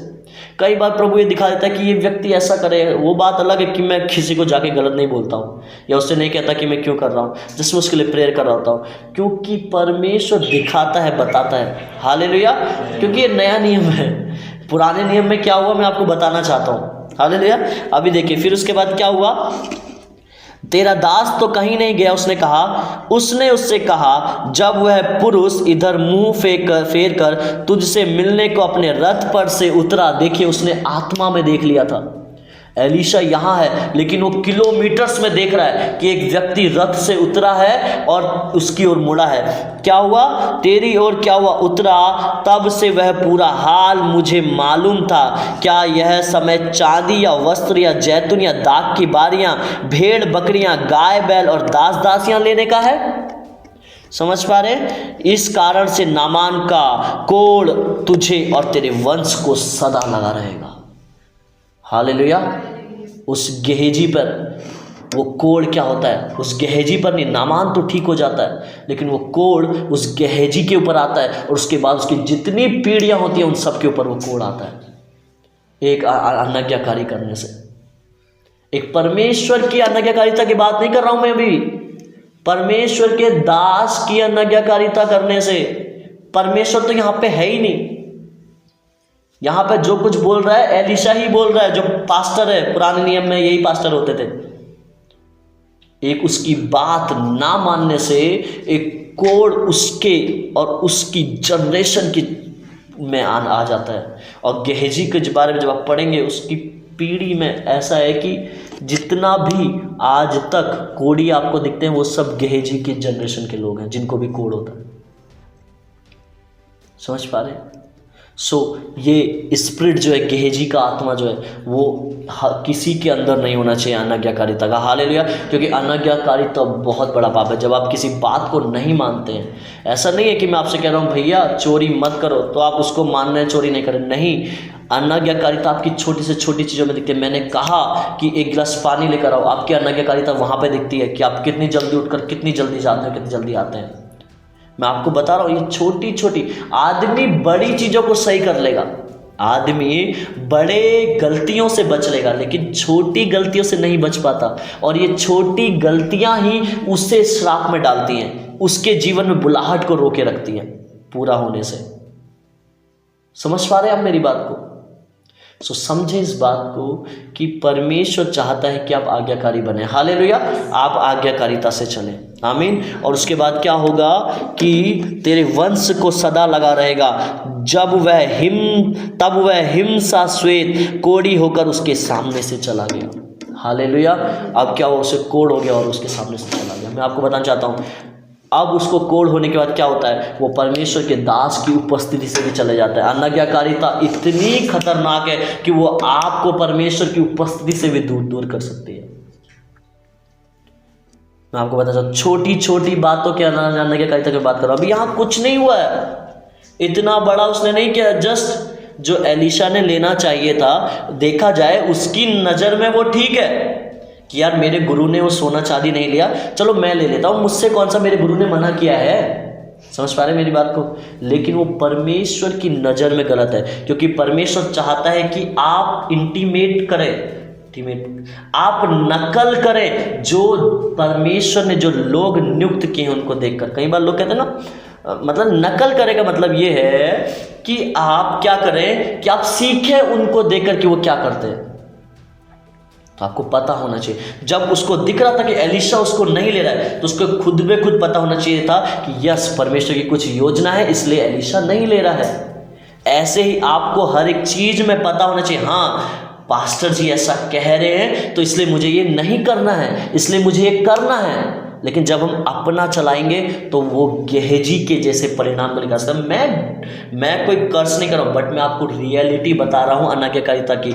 यीशु मसीह क्रूस पे मर गया हमारे सारे पापों, सारे श्रापों के लिए। वो बात हकीकत है। जितने सारे पाप आपने किए, जितने सारे पाप आप कर रहे हैं या जितने सारे पाप आप करेंगे जाने अनजाने में, उन सब के लिए यीशु मसीह क्रूस पे चढ़ गया है। ऐसा कोई पाप नहीं जो आपका माफ नहीं हो सकता। हर एक पाप आपका क्षमा हो गया है 2000 साल पहले। जो आप करने वाले भी है ना पाप, वो भी 2000 साल पहले ही क्षमा हो गया है। लेकिन वो पाप आपकी बुलाहट को रोक सकता है, वो कहीं ना कहीं किसी न किसी क्षेत्र में कोड़ को लेकर आ सकता है। इसलिए हमें उससे बचना है। हालेलुया। इसलिए हमें उससे भागना है। मैं आपको बताना चाहता हूँ, तो हमारा जीवन रियल परमेश्वर के वचन के अनुसार होना चाहिए। जैसा वो कहता है, हमें पता होना चाहिए कि क्या सही क्या गलत है। हर चीज को यदि हमें बताना पड़ रहा है तो हम एक जानवर हैं। जानवर से कहना पड़ता है चल बाइबल पढ़, चल प्रार्थना कर, चल आगे बढ़ आगे बढ़। जब एक उस दिन सरिया आ रहा था ना, तो वो घोड़ा ना आगे नहीं बढ़ रहा था। जब उसके 2 दिन पड़े ना, तब जाके वो घोड़ा क्या हुआ, आगे बढ़ा। जानवर को मार के आगे करना पड़ता है, लेकिन आप परमेश्वर की संतान है। यदि आपको भी ऐसे करना पड़ रहा है, जबरदस्ती आपके साथ करना पड़ रहा है कि ये कर वो कर, तो आप बहुत बड़े शैतान के चुंगल में हैं।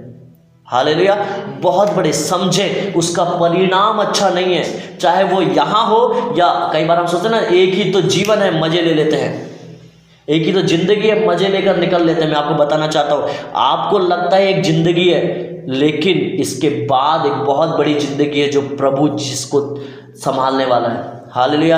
यदि परमेश्वर ने मनुष्य को बनाया, ये हकीकत है, तो वो भी हकीकत है जो परमेश्वर ने जो मनुष्य के अंदर आत्मा डाली है, उसके मरने के बाद जो उसका न्याय करेगा, वो भी उतना ही हकीकत है। हालेलुया।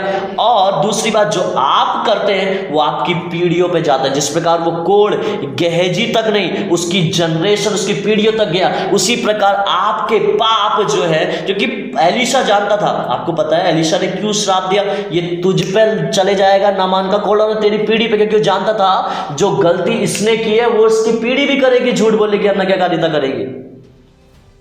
इसलिए मैं आपको बताना चाहता हूं कि आप जो गलतियां कर रहे हैं, कृपया कर कर उन्हें ना करें, क्योंकि वो जनरेशन तक जाता है। हालेलुया, वो पीढ़ियों तक जाता है। उसको समझें, अपने आप को अच्छा करें। प्रभु ने एक जीवन आपको दिया है, उसकी बुलाहट में उसे पूरा करें। जितना समय आपके पास रह गया है, मैं जानता हूँ जीवन में उतार चढ़ाव होते हैं, और कुछ लोगों की लाइफ में एक बड़ी बुलाहट के कारण शैतान उनके जीवन में प्रहार कर रहा होता है, बार बार हथौड़ा मार रहा होता है, क्योंकि वो उनको बढ़ने नहीं देना चाहता है। लेकिन मैं आपको बताना चाहता हूँ, अब वो समय आ गया कि हम उस हथौड़े को पकड़ें जो वो हमें मार रहा है, और उससे वो हथौड़ा छीन कर हम उसके मारें। हालेलुया, क्योंकि बहुत हो गया है गिरना चढ़ना। इसलिए ये वचन ये हम सबके लिए है। हालेलुया, मैं नहीं कह रहा कि सिर्फ आपके लिए, ये हम सबके लिए है, और जितने लोग मुझे सुनेंगे ये उनके लिए भी है, कि परमेश्वर चाहता है कि आप सिद्ध आज्ञाकारिता में बढ़े, सिद्ध उसकी परफेक्शन में जाएं, उसकी इच्छा में जाएं। हालेलुया। और वो तभी पूरी होगी जब आप प्रभु की आज्ञाओं को मानने वाले होंगे, और उसके बाद आप एलीशा की, परमेश्वर के दास की आज्ञाओं को मानने वाले होंगे। हालेलुया। सो इस बात को समझें। कई बार लोग कहते हैं कि मैं तो प्रभु की सुनता हूँ तो बाकी की क्यों सुनूं, लेकिन ये देखिए, मैं आपको बाइबल से ही बताया कि उसने परमेश्वर के दास की नहीं सुनी थी। परमेश्वर तो दूर की बात है, क्योंकि ये समय ऐसा था ना कि इस समय भविष्यवक्ता ही थे जो थे, पर प्रभु किसी से बात ही नहीं करता था भविष्यवक्ताओं के अलावा ना।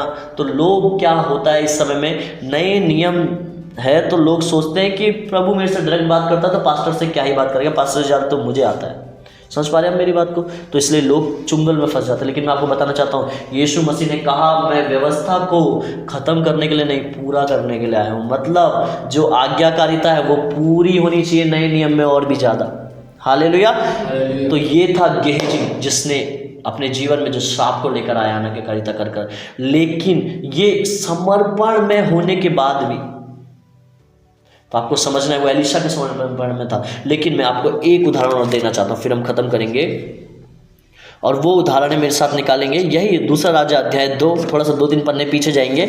यहाँ पे लिखा है पहली आयत, जब यहोवा एलिया को बवंडर के द्वारा स्वर्ग में उठा लेने को था, तब एलिया और एलीशा दोनों संग संग गिलगाल से चले। अब देखिए मेरी बात ध्यान से सुनिए, एलीशा इतना आज्ञाकारी था कि वो 1 भी सेकंड एलिया को नहीं छोड़ता था, 1 भी सेकंड, क्योंकि उसे पता था जिस दिन प्रभु ने उसे उठाया उस दिन मेरे पास कुछ ना कुछ आ जाएगा।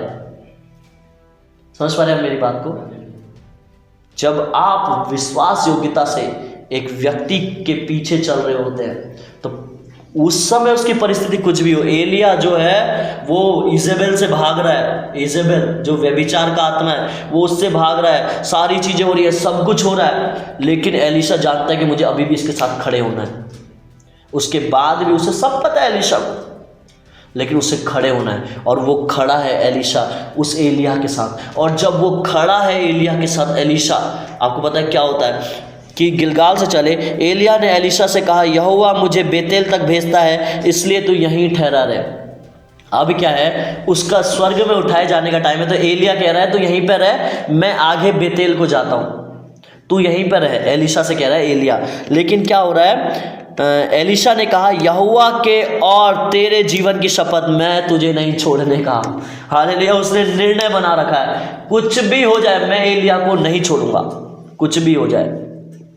लेकिन उसने तो कहना चाहिए, यार मैं परमेश्वर को नहीं छोड़ूंगा। जो ज़्यादा धर्मी लोग जो होते हैं वो तो यही बोलेंगे ना कि मैं तो परमेश्वर को नहीं छोड़ूंगा। बट ये भी रियलिटी है। परमेश्वर ने एक व्यक्ति दास इसलिए रखा है कि आप उसको देखें और परमेश्वर को फॉलो करें अपने जीवन में, उसकी सुनकर। हालेलुया। ऐसे नहीं तो हर एक व्यक्ति वो होता ना, हर एक व्यक्ति अपने अनुसार चल रहा होता, सीधे प्रभु की सुन रहा होता। प्रभु पास्टर्स को, भविष्यवक्ताओं को, किसी को रखता ही नहीं। वो इसलिए ही रखा कि जो लोग हैं उनकी सुने, परमेश्वर ही उनके द्वारा उनके जीवन की लागे। मैं आपको बताना चाहता हूँ, यदि मैं स्पिरिट में नहीं भी हूँ, मेरी बात ध्यान से सुनेगा, यदि मैं आत्मा में नहीं भी हूँ और मैं चल रहा हूँ और मैंने आपसे कुछ कह दिया ऐसी मजाक में, मेरी बात को ध्यान से सुनना, तो वो भी आपके जीवन के लिए बहुत बड़े फल को लेकर आ सकता है। क्योंकि मैं जिस पद पर हूँ उस पद पर आपके लिए जब कभी मैं आपसे बोल रहा हूँ, जब कभी भी मैं आपसे बात कर रहा हूँ, तो वो उस अधिकार से कर रहा हूँ जो ऊपर से आ रहा है। और वो आपके जीवन में फिर मैं पूरा नहीं कर रहा हूँ, वो परमेश्वर पूरा कर रहा है। हालेलुया। इसलिए परमेश्वर के दास के श्राप और आशीषें दोनों को आपको पता होना चाहिए, आपको क्या लेना है अपने जीवन में। हालेलुया। क्या लेना है आपको अपने जीवन में। आमीन। सो वो क्या बोला कि तेरी मैं कसम खाता हूँ, तेरी शपथ, परमेश्वर की शपथ कि मैं तुझे नहीं छोड़ूंगा, मैं तेरे पीछे पीछे चलूंगा। इसलिए वे बेतेल को चले गए और बेतेलवासी भविष्यवक्ताओं के चेले एलीशा के पास आकर कहने लगे, क्या तुझे मालूम है कि आज यहोवा तेरे स्वामी को तेरे ऊपर से उठा लेने पर है? उसने कहा, हाँ मुझे यह मालूम है, तुम चुप रहो। एलिया ने उससे कहा, हे एलीशा, यहोवा मुझे यरीहो को भेजता है, इसलिए तू यहीं ठहरा रहे। उसने कहा, यहोवा के आगे और तेरे जीवन की शपथ, मैं तुझे नहीं छोड़ने का। अतः वे यरीहो को आए। जहाँ जहाँ पे परमेश्वर उससे कह रहा है एलिया से, तू अब इधर जा, तू बेतेल जा, तू यरीहो जा, तू यहाँ जा, तू वहां जा। एलीशा कह रहा है तू कहीं भी जा, लेकिन मैं तेरे पीछे जाऊंगा। तू गड्ढे में भी जाएगा, मैं तब भी तेरे पीछे जाऊंगा। तू कहीं भी जाएगा, मैं तेरे पीछे जाऊंगा, मैं तुझे नहीं छोड़ूंगा। हालेलुया। ऐसी नए नियम में एक व्यक्ति और था। कौन था? नए नियम में एक ऐसी व्यक्ति और था। वो कौन था? कोई बता सकता है? यूहन्ना। आपको पता है यीशु मसीह जब चालू हुए सेवा करने 30 साल की उम्र में, तो 12 चेलों को चुना और भी 70 चेले भी थे। 5000 लोग थे, हजारों की भीड़ उनके पीछे चलती थी। लेकिन हजारों में से 12 लोग अलग किए गए चेले के तौर पे। उन 12 में से 3 लोग अलग किए गए। कौन? पतरस, यूहन्ना और याकूब। और उन 3 लोगों में से एक व्यक्ति अलग किया गया जिसका नाम था यूहन्ना, जिसके लिए परमेश्वर कहता है कि ये मेरे हृदय का टुकड़ा है। आपको पता है वो यूहन्ना प्रकाशित वाक्य लिखने वाला यूहन्ना है, जो भविष्य के बारे में पहले ही लिख देता है कि ऐसा ऐसा होगा, पृथ्वी ऐसे समाप्त होगी, परमेश्वर ऐसे आएगा। परमेश्वर इतने बड़े बड़े प्रकाशन उस यूहन्ना को क्यों दे रहा है? आपको पता है जब आप यूहन्ना का इतिहास पढ़ेंगे, लोग उसको पकड़ रहे हैं और कढ़ाई में तल रहे हैं, और वो तल नहीं रहा है, उसको असर ही नहीं हो रहा है दर्द का। गर्म तेल में उसे तला जा रहा है पकौड़ी की तरह, उसे असर ही नहीं हो रहा है, और वो वापस बाहर आ रहा है जिंदा है। क्योंकि वो यूहन्ना उस ग्लोरी में, उस महिमा में था, और वो महिमा में चलने का रहस्य उसे आ गया था, क्योंकि वो यीशु मसीह के करीब रहता था। हालेलुया। तो जब आप करीब रहते हैं परमेश्वर के, जग के, या प्रभु पर परमेश्वर के, तो आपको सीक्रेट्स पता लगते हैं। हालेलुया। सीक्रेट्स। हम लोग, मैं जहाँ जाता हूँ, मैं वहाँ क्या करता था, हम लोग रात के 11, 12, 1 बजे पैर दबाते रहते थे और उनसे सुनते रहते थे कि हमें कुछ रहस्य मिले, और वो बताते रहते थे कि मेरे मिनिस्ट्री में अनुभव ऐसा था, मेरे मिनिस्ट्री में अनुभव ऐसा था। जो हमारे आत्मिक अगुवे जो हैं, हालेलुया, हम जबरदस्ती उनके रूम में, उनको बहुत थके हुए हैं, लेकिन हम जबरदस्ती जाएंगे और जबरदस्ती कुछ भी टॉपिक छेड़ देंगे और हम कहेंगे हमें ये बताओ। उसका कारण यही है कि हमें पता होना चाहिए कि हमें इसका फल हमें पता होना चाहिए। हालेलुया, कि परमेश्वर हमारे जीवन में क्या उसके द्वारा करेगा, इसलिए किया जाता है। यूहन्ना को सब कुछ पता था क्योंकि वो यीशु मसीह के करीब था, वो यीशु मसीह के साथ था। यूहन्ना की किताब में पता है क्या लिखता है, मुझे एग्जैक्ट वचन पता नहीं कहाँ पे, वो पता है क्या लिख रहा है। लोग कहते हैं कि मैंने इतना प्रेम किया, ठीक है, मतलब सब ने लिखा, पतरस के लिए लिखा गया कि पतरस ने यीशु मसीह से प्रेम किया, ठीक है। उस इनकार के बाद पतरस ने यीशु मसीह से प्रेम किया। लिखते हैं याकूब ने यीशु मसीह से प्रेम किया, बाकी चेलों ने यीशु मसीह से प्रेम किया। लेकिन यूहन्ना की किताब में मुझे वचन मिलेगा, मैं आपको बताऊंगा बाद में। यूहन्ना लिखता है कि मैं यूहन्ना जिससे परमेश्वर ने प्रेम किया, वहां पे ऐसा लिखता है। समझ पा रहे हैं मेरी बात को? मैं यूहन्ना जिससे परमेश्वर ने सबसे ज़्यादा प्रेम किया, वो ऐसा लिखता है वहाँ पे यूहन्ना के बुक में। वो कैसे हुआ? क्योंकि वो करीब था उसके। हालेलुया। ऐसे ही एलीशा जो था वो करीब था एलिया के, और जब वो करीब था तो एलिया कुछ भी करे उससे नहीं लेना देना, वो सही करे गलत करे, वो चलेगा उसी के पीछे। एलीशा ने बना रखा था, वो चाहे कहीं भी जाए, क्योंकि वो जान गया था कि ये प्रभु का दास है, और जब मैं इसके पीछे चलूंगा, ये कुछ भी करे तो मैं अपने जीवन में फलों को लेकर आऊँगा। हालेलुया, मेरे जीवन में फल आएंगे। तो इन बातों को समझे जो आपको बताना चाहता हूँ। तो उसके बाद क्या हुआ फिर, और यरीहोवासी भविष्यवक्ताओं ने चेले एलीशा के पास आकर कहने लगे, क्या तुझे मालूम है कि आज यहोवा तेरे स्वामी को तेरे ऊपर से उठा लेने पर है? उसने उत्तर दिया, हाँ मुझे भी मालूम है, तुम चुप रहो। फिर एलिया ने उससे कहा, यहोवा मुझे यरदन तक भेजता है। अब देखो, यरदन तक भेजता है। फिर से वो कहता है, यहोवा के और तेरे जीवन की शपथ में तुझे छोड़ने का नहीं आता। वह दोनों आगे चले। फिर उसके बाद और भविष्यवक्ताओं के चेलों में से 50 जन जाकर उनके सामने दूर खड़े हुए, और वे दोनं यरदन के किनारे खड़े हुए। तब एलिया ने अपनी चादर पकड़कर ऐंठ ली, मतलब दबा ली। अब उसका उठाया जाने का समय है। एलिया ने क्या कि दबा ली और पानी पर मारा। तब वह इधर उधर पानी क्या हुआ, 2 भाग हो गया। हालेलुया। और वे दोनों स्थल ही स्थल पार उतर गए। उनके पार पहुंचने पर एलिया ने एलीशा से कहा, इससे पहले कि मैं तेरे पास से उठा लिया जाऊं, जो कुछ तू चाहे कि मैं तेरे लिए करूं वह मांग। एलीशा ने कहा, तुझ में जो आत्मा है उसका दुगना भाग मुझे मिल जाए।